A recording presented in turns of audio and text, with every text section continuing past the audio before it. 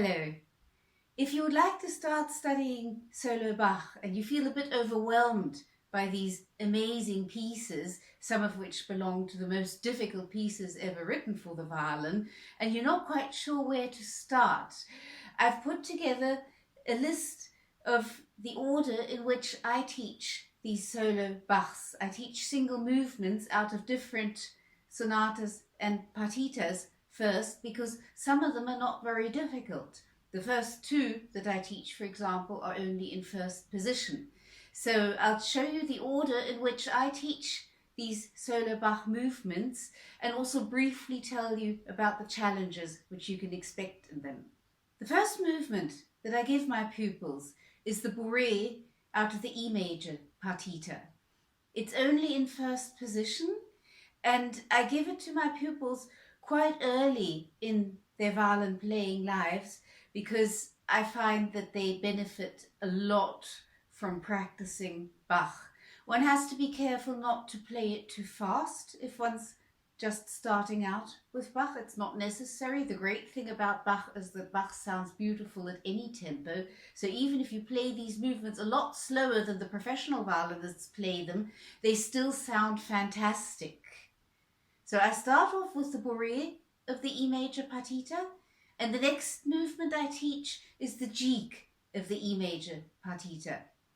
Both of them have very similar difficulties and challenges because we're in E major, and E major has 4 sharps. So we're dealing with the expansion of the left hand in first position. That's the challenge, and that's also what you will learn when you study those movements. Both those movements, the bourrée and the jig of the E major partita, are only in first position. So you don't need to be able to shift yet, but you will be learning a lot about expanding your hand in first position. So you will make a lot of progress in first position if you study those movements. The next movement that I usually teach is the jig of the D minor partita.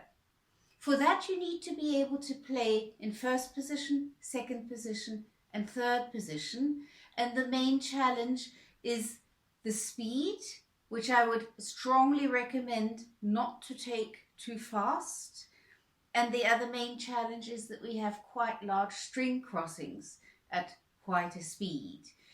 This jig of the D minor partita sounds fantastic even if you play it half the speed that the professional violinists play it. So don't push yourself for speed in that one. Just concentrate on making a good sound and dealing with the challenges of the shifts, first, second and third position, and the string crossings. After the jig of the D minor partita, I usually move on to the allemand of the D minor partita. Here too, you need to be able to play in first position, second position and third position. Altogether you have more time for everything you do because the allemand is a lot slower, but the challenge is a rhythmical challenge because we have some triplets.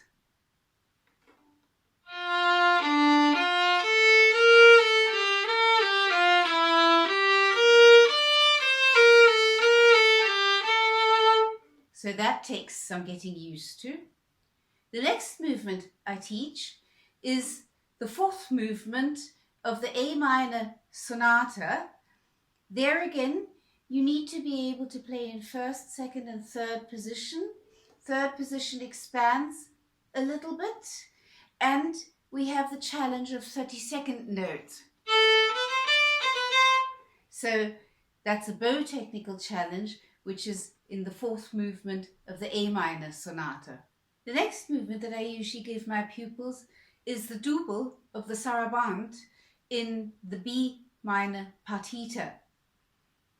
This movement doesn't have so many shifts. You do need to be able to play in third position, but most of it is in first position, but you have a lot of half position in it, so you will really be very familiar in half position after you've worked at that movement.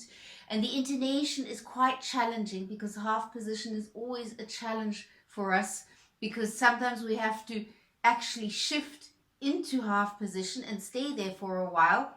And sometimes we just reach down into half position and keep our hand in first position. So those are the challenges in the double of the saraband of the B minor partita. The next movement that I teach is the fourth movement, the presto of the first sonata, the G minor sonata. This movement also requires for you to be able to play in first position, second position, and third position. It has a lot of string crossings, and the way I teach it, I teach people to play the string crossings in double stops. So you're doing some double stop training, which is excellent for the hand position, for the intonation, and for strengthening the hand. So those are the challenges and also the benefits which you get from the fourth movement of the G minor sonata.